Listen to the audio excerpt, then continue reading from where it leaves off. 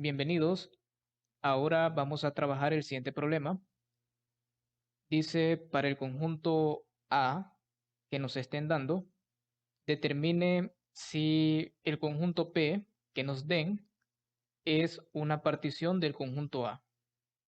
Entonces, el primero que nos dan es que el conjunto A es la colección de números naturales del 1 hasta el 7 y la colección P es esta familia de conjuntos que consiste de 4 elementos. Cada elemento es un conjunto. En el inciso B tenemos que el conjunto A es el conjunto de los números naturales. El conjunto P en este caso es el conjunto que contiene al 1, al 2, al 3, al 4, al 5, unido con el conjunto de los números naturales mayores estrictamente que el 5. Y por último, el conjunto A es el conjunto de los números reales. P es el conjunto de estos S sub y, donde el y va variando en los reales positivos, y cada S sub y es el conjunto de números reales X menores estrictamente que el y.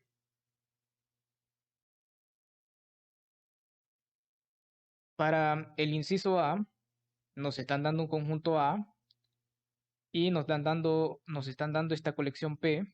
En este caso decimos que no es partición porque si observamos, tenemos que en la colección P existen dos elementos que vendrían a ser dos conjuntos. Vendría a ser este conjunto, la colección que contiene al 5 y al 6. Y por último, tenemos la colección que contiene al 6 y al 7. En este caso, estos dos conjuntos no son disjuntos ni tampoco son iguales. Recordemos que una colección P contenida en el conjunto potencia del conjunto A va a ser una partición si cumple tres condiciones. La primera es que si tomamos un elemento en la colección P, este elemento debe de ser diferente de vacío. Dos, si tomamos dos elementos en la colección, entonces deben de ocurrir solo dos posibilidades: que estos dos elementos sean iguales o que la intersección sea vacía. Y tercero, el conjunto A debe de ser la unión de todos los elementos que pertenecen a la colección P. Entonces, en nuestro caso, tendríamos dos conjuntos que no satisfacen la condición 2. Entonces, esta condición no se satisface. Por lo tanto, la colección que nos están dando, la colección P, no sería una partición.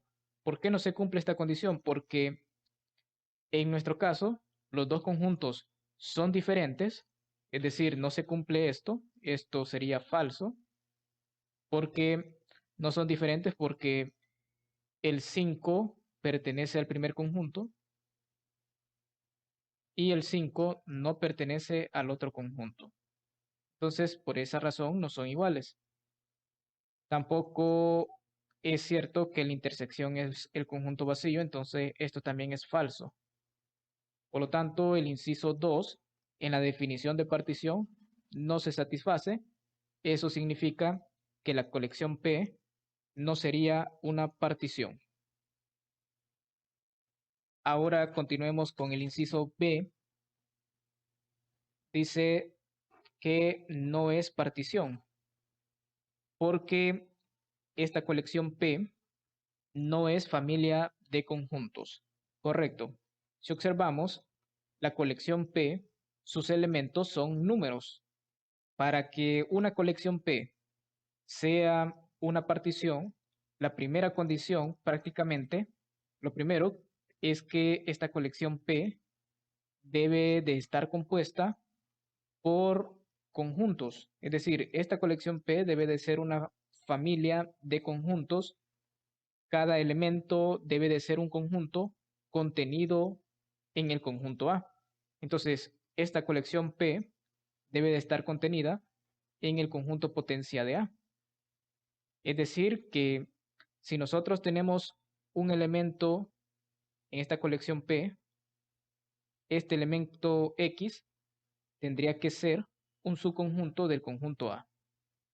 En otras palabras, nos están dando que el conjunto A es el conjunto de los números naturales.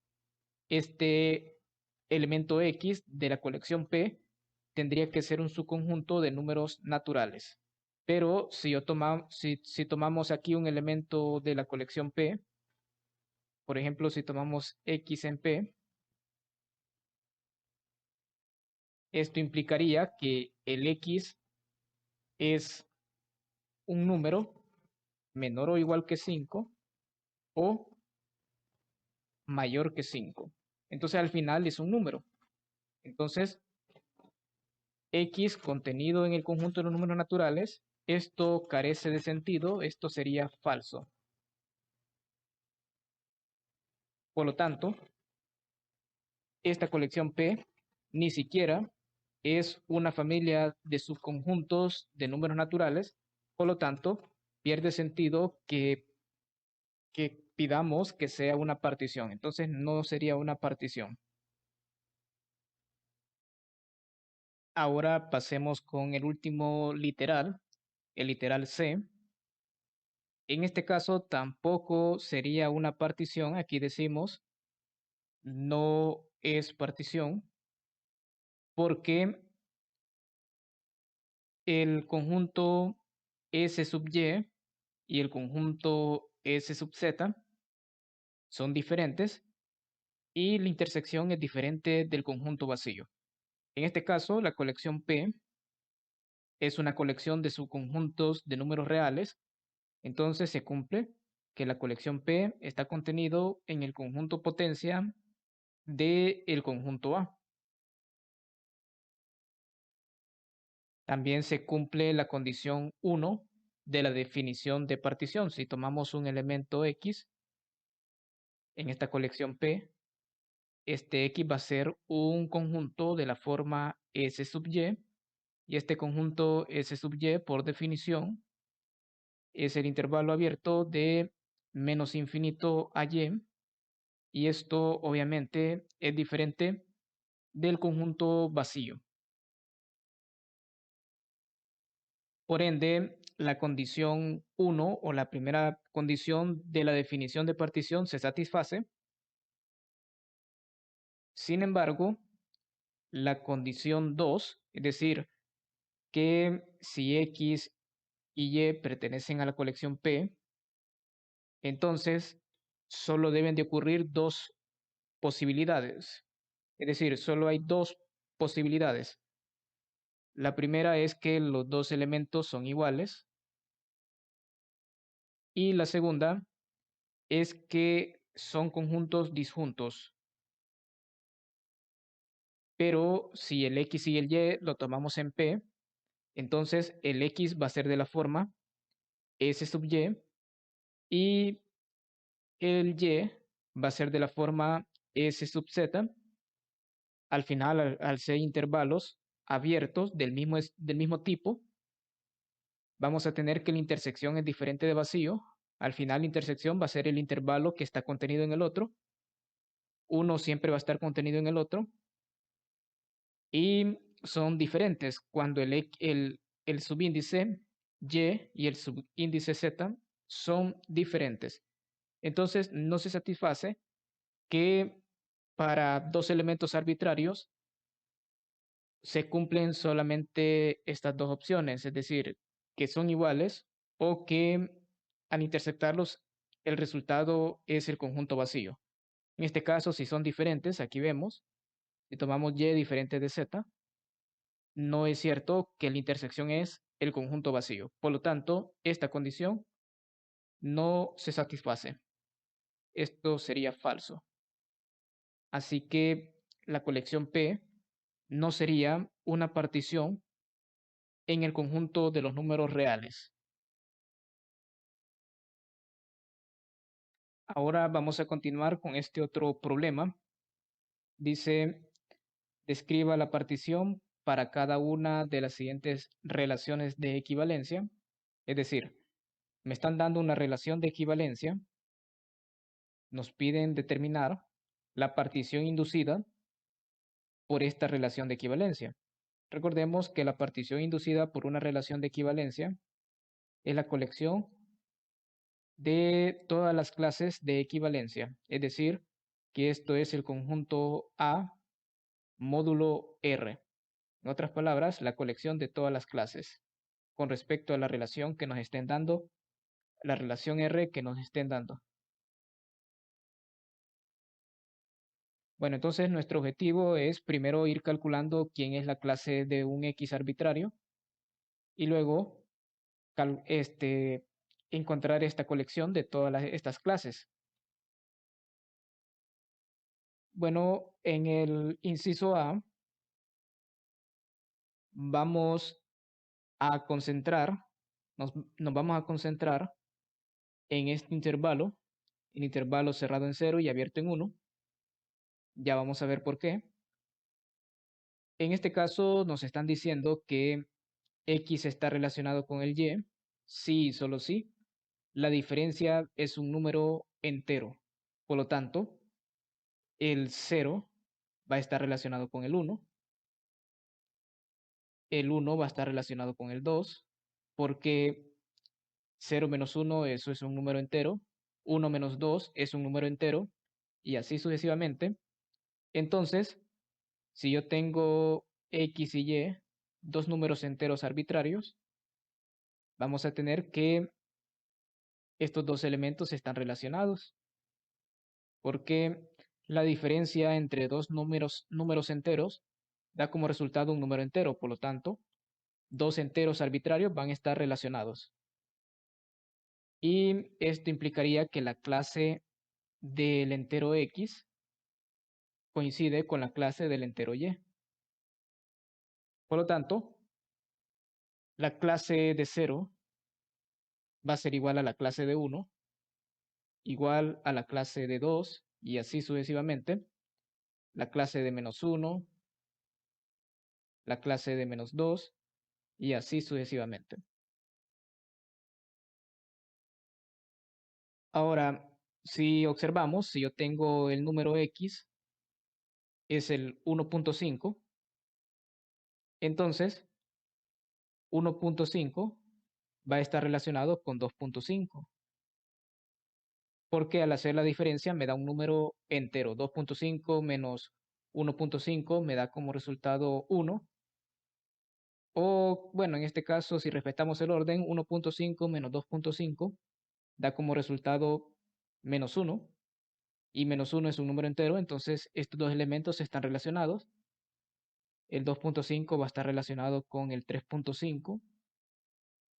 El 3.5 va a estar relacionado con el 4.5.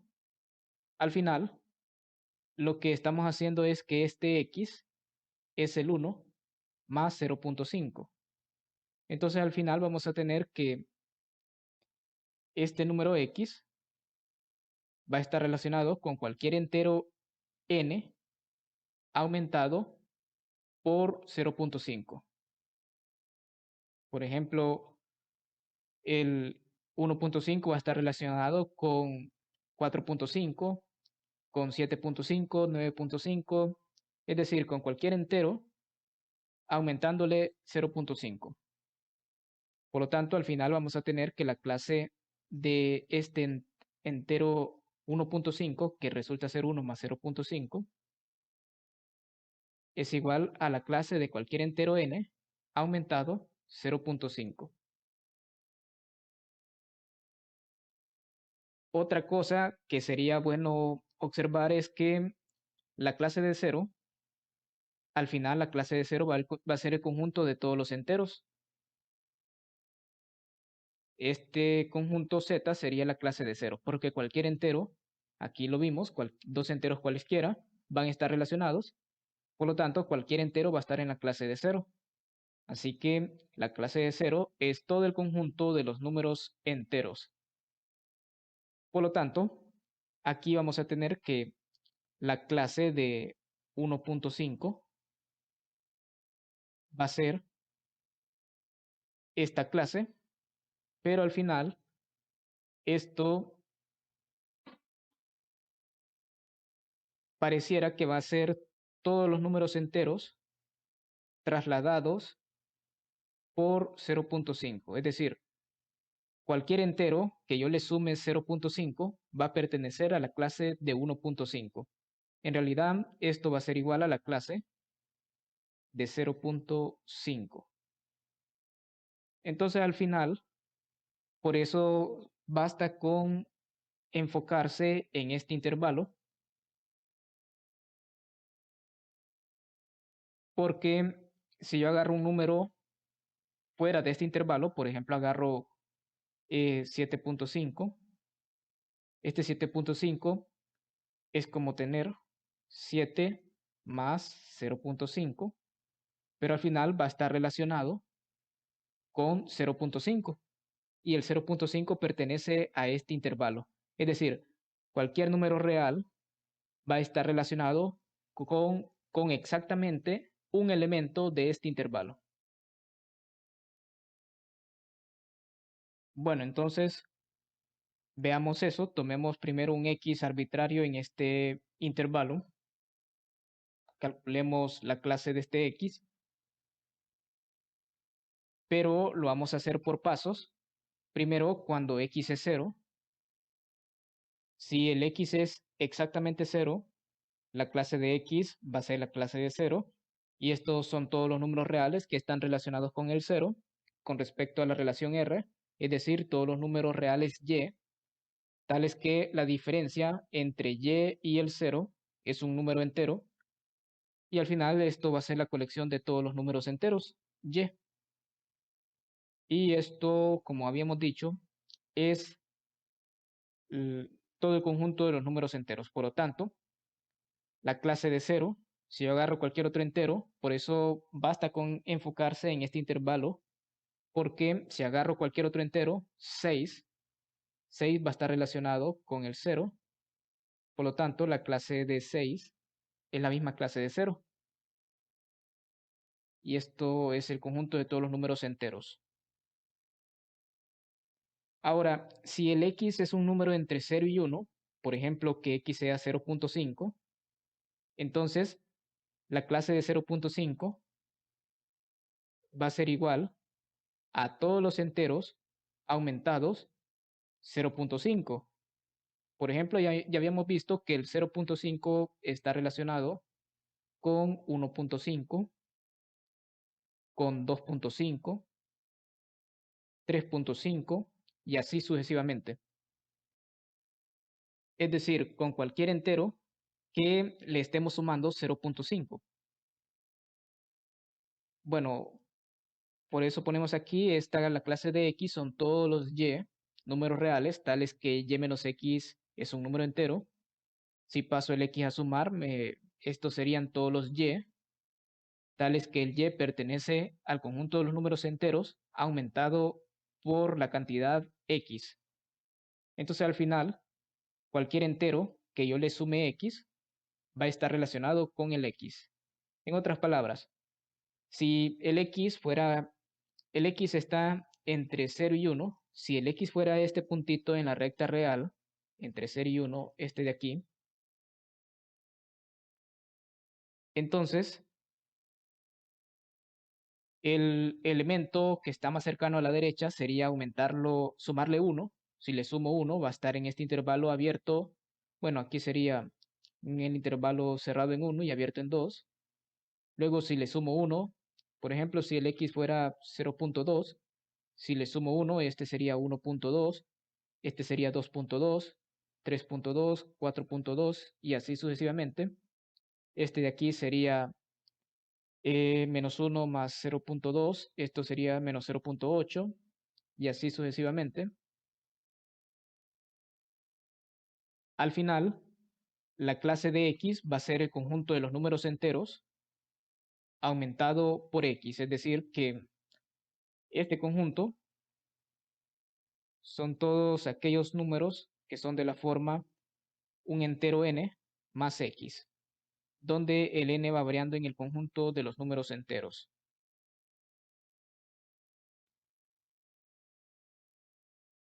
Bueno, y la colección de todas las clases de equivalencia, es decir, me están pidiendo la partición, describir la partición.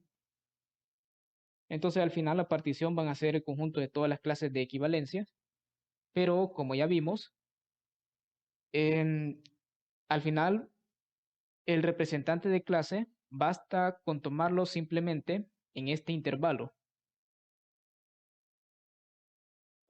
No es necesario estar haciendo el x variar en todos los reales. Entonces al final el conjunto de clases de equivalencia, es decir, la partición inducida por esta relación R, vendría a ser esta colección.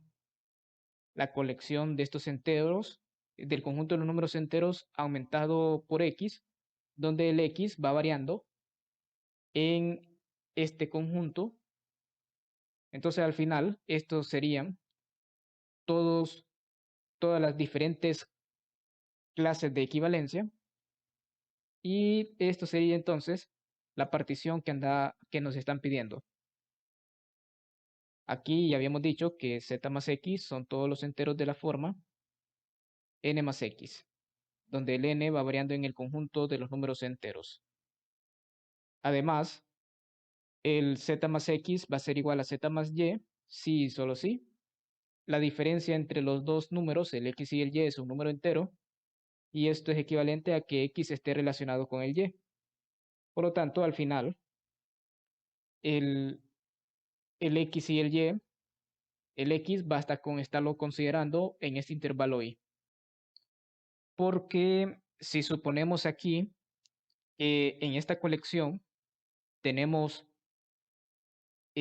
dos clases, la clase de x, si tenemos para diferentes representantes dos clases iguales, supongamos que tenemos la clase de x igual que la clase de y, donde en este caso el y lo vamos a considerar en el intervalo y, también va a estar ahí mismo. Entonces, como el x y el y pertenecen a este intervalo, eso significa que la diferencia en su valor absoluto es menor estrictamente que 1, y al mismo tiempo va a ser mayor o igual que el 0. Pero si la diferencia es un número entero, esto de aquí debe dar como resultado un número entero. Pero la única posibilidad, no hay un entero entre 0 y 1, pero aquí se da la igualdad, se puede dar la igualdad. Entonces, la única posibilidad de que x y y, su diferencia sea un número entero, es que esta diferencia sea el 0, que este valor absoluto sea el 0. Y esto implicaría que x es igual que el y. Por lo tanto, estos son iguales si y solo si. En este mismo intervalo y, si y solo si van a ser iguales dos clases si los representantes es el mismo en este intervalo. Por lo tanto, en este intervalo y va a haber exactamente una clase de equivalencia. Por eso es que al final basta con enfocarse en este intervalo, porque en cada valor x en este intervalo, para ese valor va a haber exactamente una clase de equivalencia. Por ejemplo, si el x es 0, la siguiente clase de equivalencia, que va a ser igual a la clase del 0, va a ser la clase del 1, la clase del 2, la clase del 3 y así sucesivamente. Pero la que, digamos, está más cercano, el valor más cercano para x es el 1. Si x es 0, el valor positivo más cercano a 0, tal que sus respectivas clases coinciden, es el 1. Negativamente está el menos 1. Entonces, al final, en este intervalo, para cada x aquí, la clase de x solamente habría una. Bueno, ahora para el inciso B, nos piden también calcular la partición inducida por la relación que nos están dando. En este caso, La relación nos dice que x está relacionado con y si y solo si x cuadrado es igual que y al cuadrado. En este caso, nos piden calcular la partición inducida por esta relación R, es decir, el conjunto de todas las clases de equivalencia con respecto a esta relación R.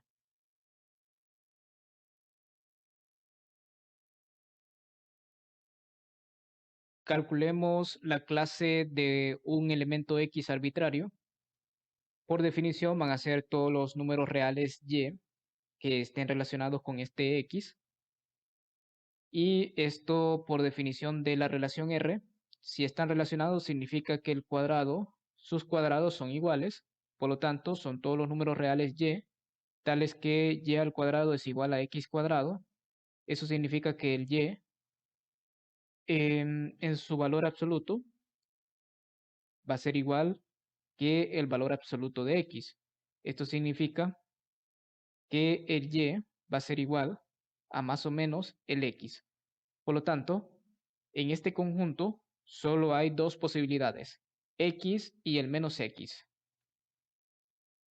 Por lo tanto, esto resulta bien fácil porque al final la partición inducida va a ser el conjunto de todas estas clases de equivalencias, pero acá, por ejemplo, vamos a tener la clase del 0. La clase del 0 va a ser solamente el 0. La clase del 1 va a ser el 1 y el menos 1. Y esto es exactamente la clase de menos 1. Entonces al final basta con estar considerando números positivos. Por ejemplo, si considero el 2, la clase del 2 va a ser igual a la clase del menos 2. Así que al calcular el conjunto de todas las clases de equivalencia, en efecto, el conjunto va a ser todas las clases, variando el representante de clase en todo el conjunto de los números reales, pero esto se puede simplificar a simplemente enfocarnos en aquellos representantes que son no negativos, por ejemplo, el 1, el 2, el 3, el 0, porque al final la clase de 2 es igual a la clase de menos 2, y si lo ponemos aquí arbitrario, aquí prácticamente cada representada, cada clase, cada una de estas clases están apareciendo dos veces.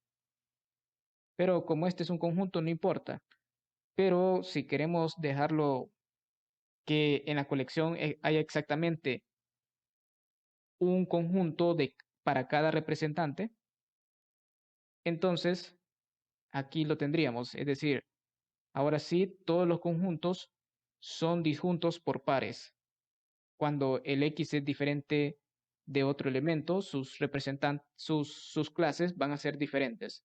Claro, cuando consideramos que los representantes sean no negativos. Es decir, que si X y Y son mayores o iguales que 0, X es diferente de Y, entonces aquí vamos a tener que la clase de X siempre va a ser diferente, en realidad no va a tener nada en común con la clase de Y. Ahora, acá estamos como quitando cuando el representante es negativo, porque al final la clase de X coincide con la clase de menos X. Entonces al final basta con centrarme en aquellos representantes que son no negativos.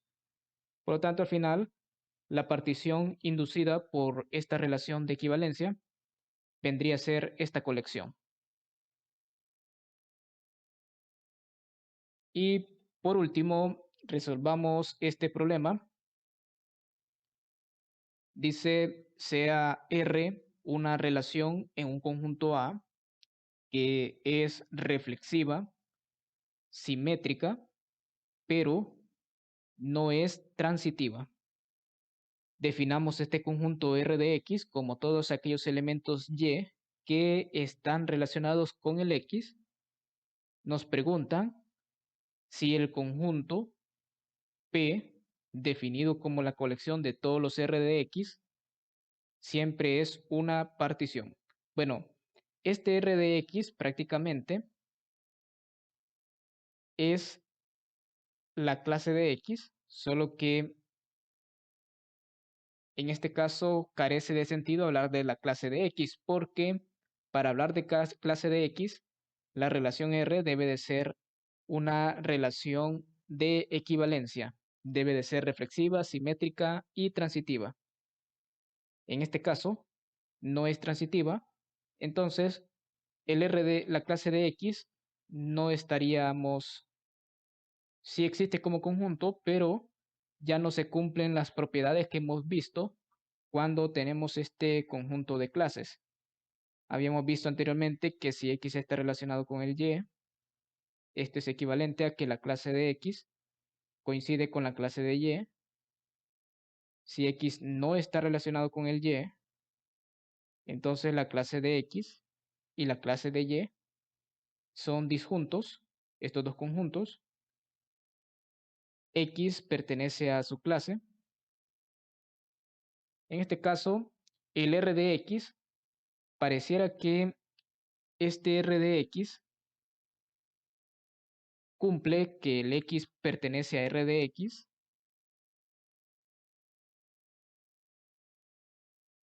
pero en algo pareciera que debe de fallar que esta colección P sea una partición. Dice, aquí respondemos que la respuesta es no necesariamente, no siempre, no siempre va a ser una partición, puede que hayan momentos en que sí lo sean, pero no siempre lo va a ser y vamos a dar un contraejemplo. Y acá damos también otro razonamiento, dice, porque si el R no es transitiva, no se puede asegurar que este conjunto R de X y el R de Y sean iguales o que no tengan nada en común, que la intersección sea vacío. No se puede asegurar esto. Y vamos a dar un ejemplo donde R de X es diferente de R de Y y también R de X intersección R de Y es diferente del conjunto vacío. Entonces consideremos el conjunto A, este conjunto con tres elementos, 1, 2, 3. Definamos esta relación R. Aquí decimos 1 relacionado con el 1, queremos que sea reflexiva. Debe de ser reflexiva, simétrica, pero no transitiva. Entonces todo elemento debe de estar relacionado consigo mismo. Aquí tenemos el 1, el 2, el 3. Estos tres elementos están relacionados consigo mismo. El 1 él está relacionado con el 2 y el 2 con el 1 debe de ser simétrica. 2 con 3 y 3 con 2. Pero no es transitiva porque el 1 está relacionado con el 2 y el 2 con el 3, pero el 1 no está relacionado con el 3. Por lo tanto, esta relación es reflexiva, simétrica, pero no es transitiva. Entonces, como les dije aquí, observe que es reflexiva, simétrica y no transitiva. Y además, R de 1, de acuerdo a esta definición de R de X, R de 1 son todos aquellos elementos que están relacionados con el 1. En este caso, los únicos elementos que están relacionados con el 1 es el 1 y el 2. Por lo tanto, R de 1 es la colección 1, 2. R de 3 son todos aquellos elementos que están relacionados con el 3. Entonces tenemos al mismo 3 y al 2. Entonces, estos dos conjuntos son diferentes porque el 1 pertenece a R de 1, pero el 1 no pertenece a R de 3, entonces no son conjuntos iguales. Y además la intersección es diferente del conjunto vacío porque el 2 pertenece a esta intersección. Entonces, no se va a cumplir la segunda condición en la definición de partición. Recordemos que una colección P es una partición si se cumplen tres condiciones. Y la segunda condición era que si tenemos X y Y en la colección P, entonces estos dos elementos o son iguales o son disjuntos. Y en nuestro caso, hemos encontrado acá este elemento R de 1 y aquí otro elemento R de 3, donde son diferentes y no son disjuntos. Entonces, esta condición no se satisface. Esto sería algo falso. Por lo tanto, la colección P, esta colección, para este ejemplo en particular, no sería partición. Entonces, la respuesta es que no necesariamente va a ser una partición. Y la transitividad es algo necesario para garantizar que siempre va a ser una partición. Bueno, y esto les traía para esta ocasión. Estos eran los problemas que vamos a resolver sobre particiones.